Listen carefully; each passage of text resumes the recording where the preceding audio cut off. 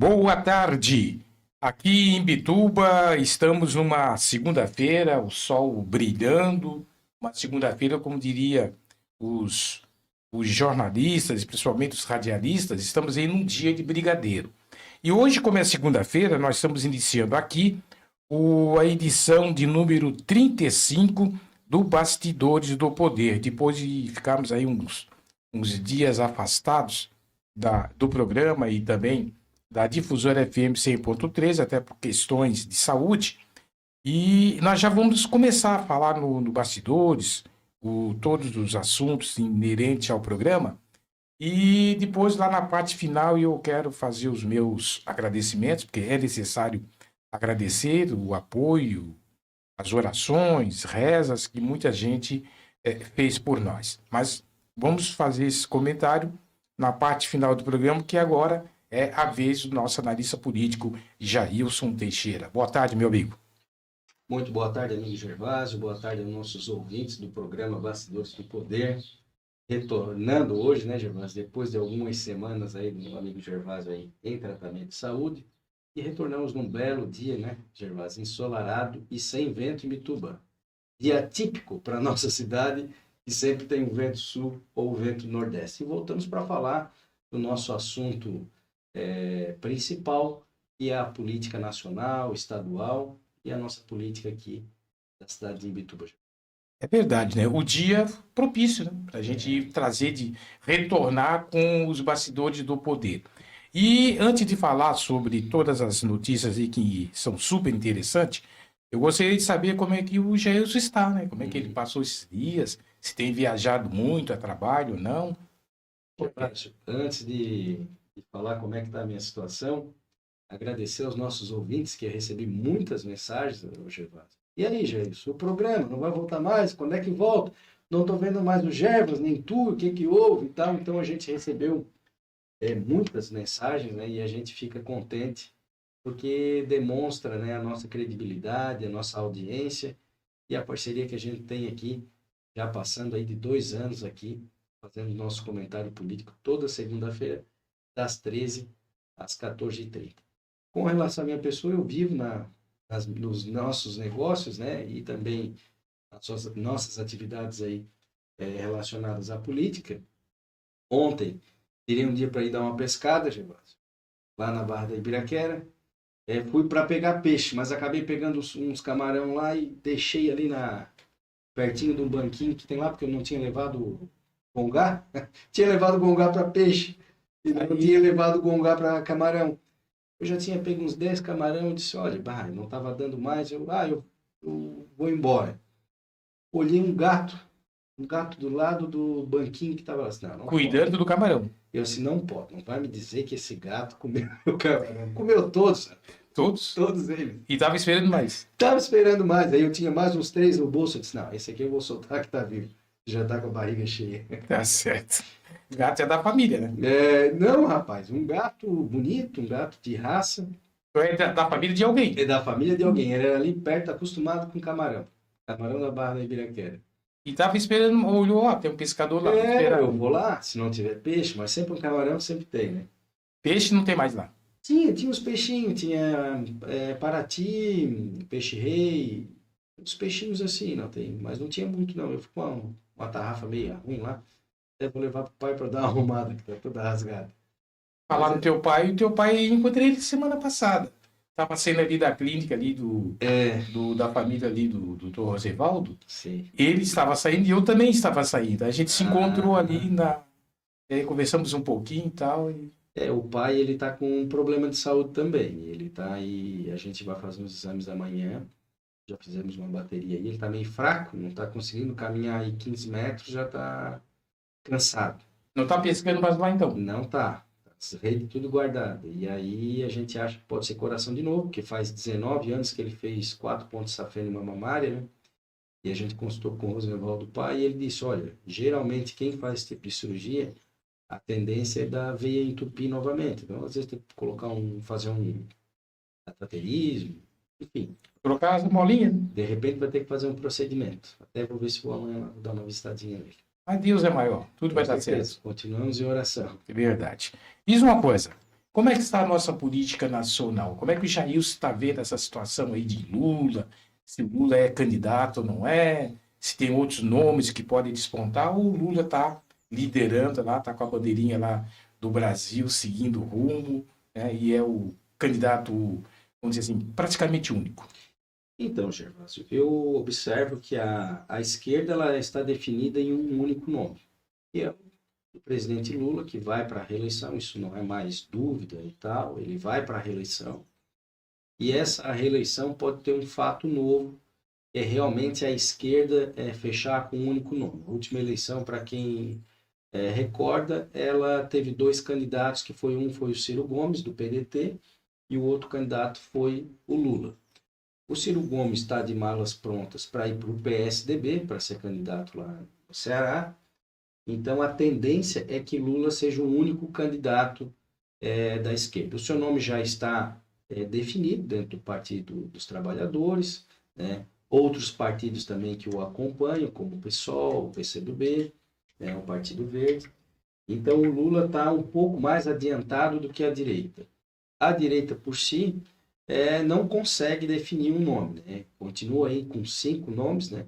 Ronaldo Caiado, Ratinho Júnior, Tarcísio Freitas, Romeu Zema e a Michele Bolsonaro, ou o Eduardo Bolsonaro, que vem colocando os nomes. Esse impasse, essa indecisão, acaba favorecendo a esquerda, que começa a ganhar território, se articular, negociar, né? A direita perdeu o time, está perdendo o time político por conta dessa indefinição. Porque a partir do momento que se defina o nome da direita e começa a se trabalhar as alianças, as costuras, as conversações, os blocos, né, de apoio, a coisa tende a melhorar.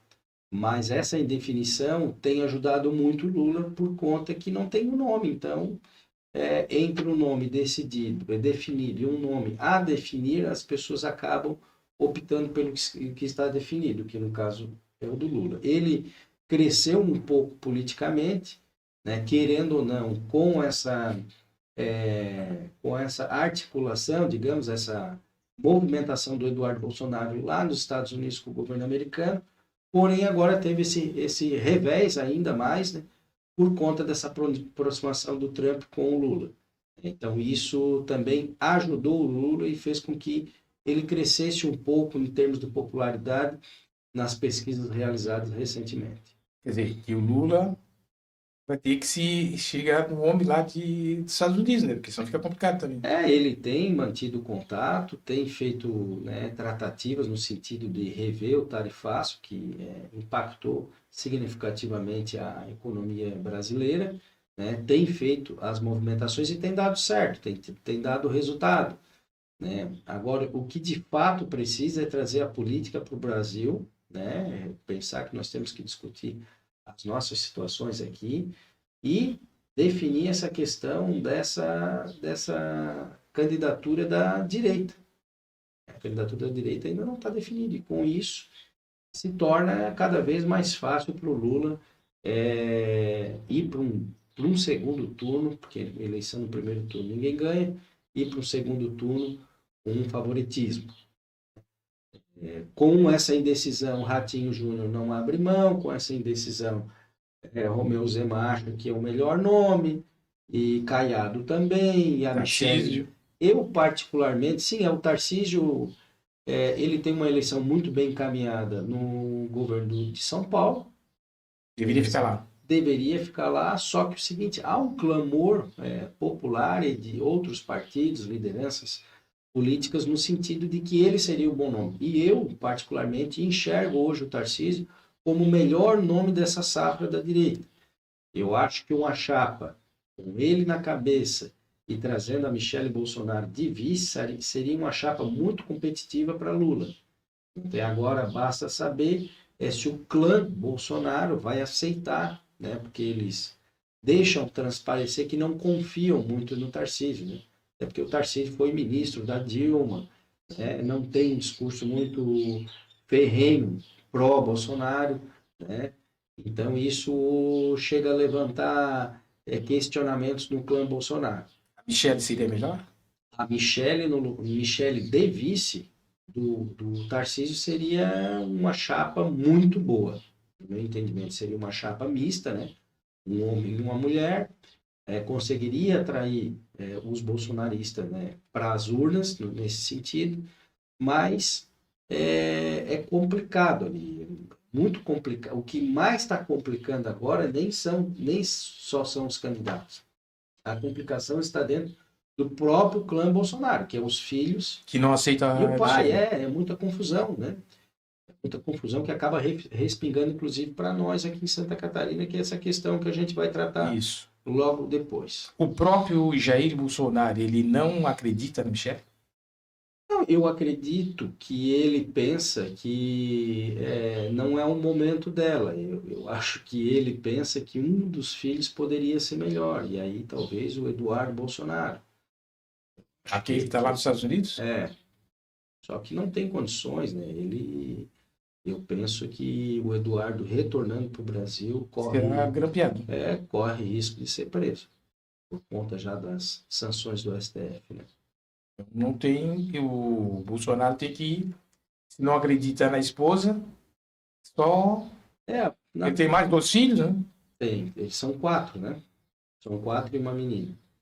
E na verdade é o seguinte, a política é difícil, assim, uma pessoa que chegou no nível dele, né, como presidente, fazer uma reflexão profunda e entender que ele está fora do jogo.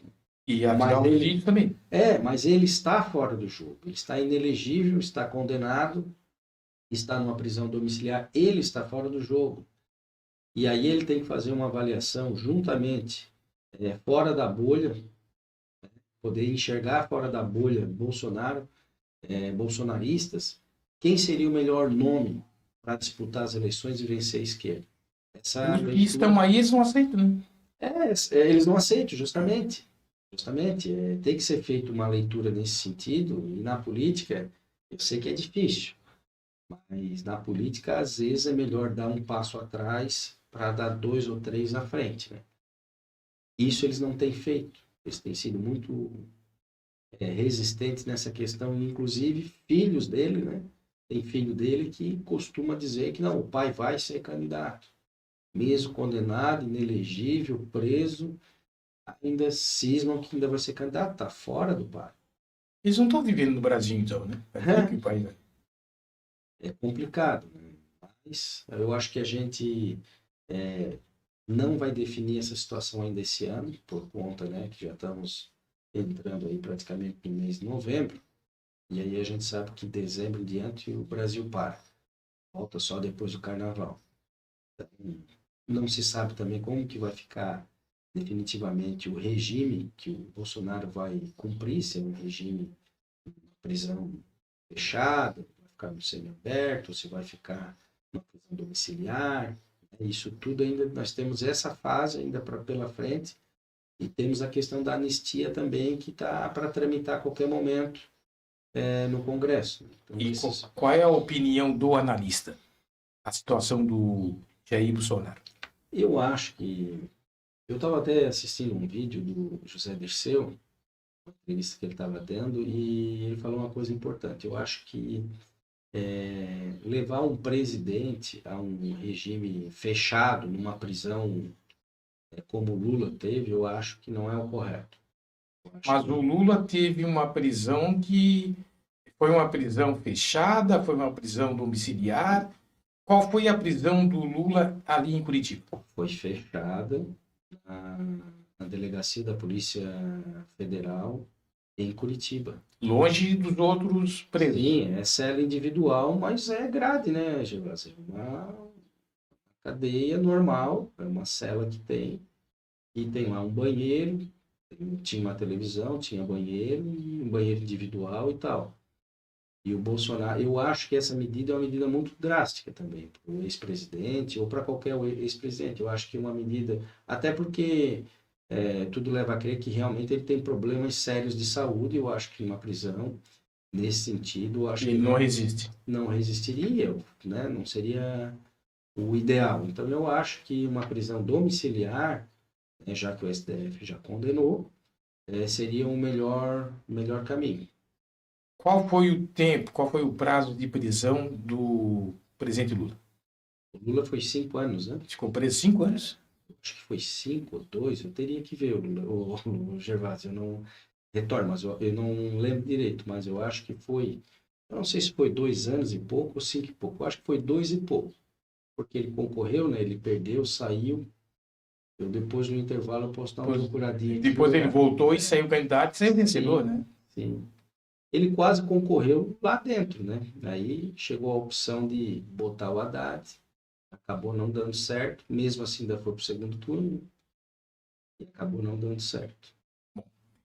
Essa questão aí de nível estadual e tal, tá fechado no programa de hoje ou tem mais alguns assuntos para tocar? A nível nacional ou estadual? Nacional, nacional. Nacional, o comentário é nesse sentido, Gervásio. Candidatura da esquerda definida, Lula indo para a reeleição, em ascensão por conta do tarifaço, por conta das políticas sociais que ele vem implantando, crescendo bem pouquinho, está estagnado e um pouquinho, crescendo um pouquinho, de acordo com as pesquisas. Esse fraco crescimento deve-se ao quê? O dia da eleição, o início da campanha eleitoral ainda não está pegando fogo? Como é que é? É um certo desgaste, né, Gervásio? O Lula, ele vem aí, né, ele estaria indo para o quarto mandato dele, terceiro, né, ainda botou a Dilma, que ficou 1 mandato e meio, né? Então, há um desgaste da pessoa do Lula. A gente reconhece, né, que a economia não está aquelas maravilhas, né? O poder de compra das pessoas diminuiu muito, né? Se a gente fizer uma análise da economia, antes da pandemia, o cara ganhava ali, vou botar um frentista de posto de gasolina, ganhava, sei lá, R$ 2.000.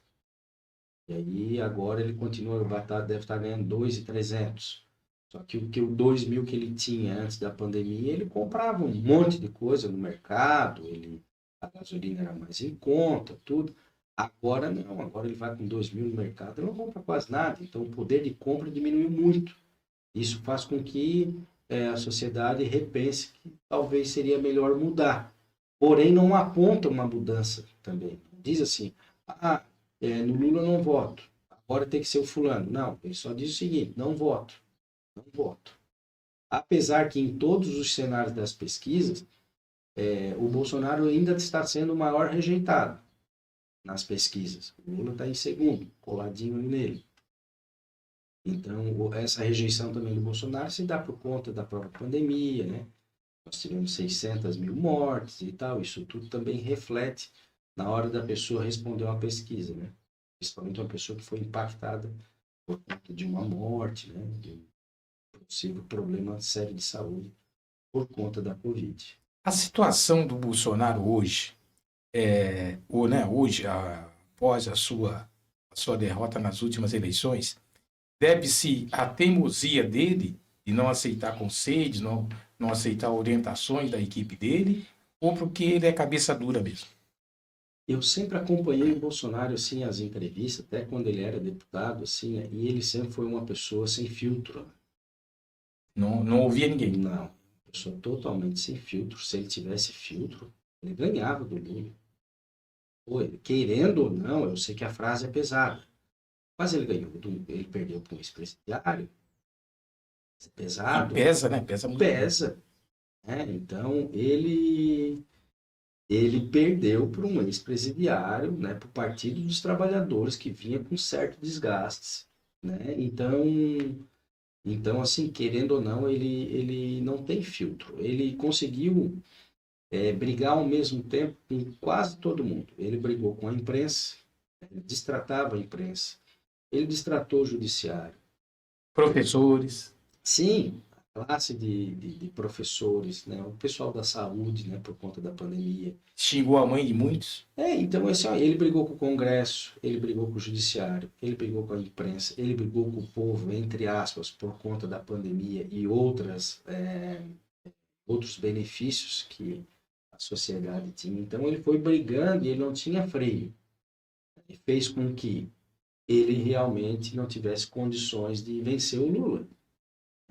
As pessoas não votaram no Lula porque queriam o Lula de volta. Elas votaram no Lula para não ter o Bolsonaro.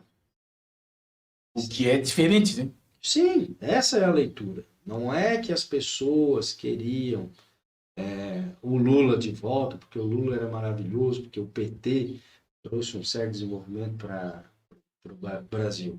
Então, as pessoas votaram para não ter o Bolsonaro. Por isso que perdeu. E se ele voltar, é a mesma coisa. Se ele voltar, que não vai voltar, seria perderia novamente. Perderia novamente. O que a gente ainda não conseguiu sair, Gervásio, certo ponto, é a questão da polarização. A polarização depois que a gente teve esse embate de direita e esquerda, que a gente não tinha há muito tempo, né? A direita era através de Aécio Neves pelo PSDB, mas era uma direita meia marrom, né? Ela não era assim, uma direitona extremista como a gente tem hoje. Mais leve. Sim, mais tranquila, não tinha aqueles discursos de ódio, não tinha aquelas, né? E aí o seguinte, quando montou-se esse projeto aí do mito, aspas, do Bolsonaro, contra a esquerda para derrotar, ali ficou dois extremos. Os extremistas da esquerda e os extremistas da direita. E isso tem até hoje. Gervásio, às vezes eu vou conversar com uma pessoa aí eu falo, mas eu acho que o Bolsonaro, ele deixou de acertar aqui. Ah, não, porque o Lula que é bom. Não, mas eu não estou falando que o Lula é bom. Lógico. Estou fazendo uma fala com referente ao Bolsonaro. Da mesma forma, se eu vou falar com alguém da extrema esquerda e digo, mas o Lula poderia estar acertando nessa questão e tal. Ah, não, o bom era o Bolsonaro. Então ficou assim. E o Centrão não conseguiu se achar nesse miolo. O Centrão que eu digo quem que é? O MDB, o PP, União Brasil, né? O Podemos. Esses partidos de centro não conseguiram abocanhar esse miolo que tem. Mas eu acho que vai ser a última eleição de extremos. Nós vamos conviver mais uma vez, não aqui em Santa Catarina, que a gente vai falar daqui a pouco, mas a nível de Brasil ainda vai ter dois extremos. A esquerda contra a direita contra a esquerda. É a última, eu acho. Eu acho que daí na próxima, numa outra, vai se construir um nome do meio. Até porque é o seguinte, definitivamente, Lula estará fora. Não nessa, na outra. Em função da idade. Em função da idade, talvez se perder, ele não pode ser reeleito. Então a esquerda vai ter que se redesenhar. E tu vê que a esquerda não consegue se redesenhar num nome sem ser Lula. É ele e não tem assim, ó. Ah, mas é o Lula ou o Haddad, o Lula ou a Marina. Não, é o Lula. E a direita também está passando trabalho nesse sentido. Então, lá na frente, eu acho que esses extremos, essa polarização, porque isso prejudica muito o país, eu acho que vai deixar de existir. Vão estar fora de combate. E aí eu acho que a gente vai ter uma eleição mais leve, porque é uma eleição muito desgastante, muito pesada, quando os extremos, muita fake news, muito bombardeio, e com isso o Brasil não ganha nada, só tende a perder. Para finalizar essa parte aí de questão nacional, entrar rapidinho essa questão internacional. O Trump já impactou o Brasil e pode continuar impactando?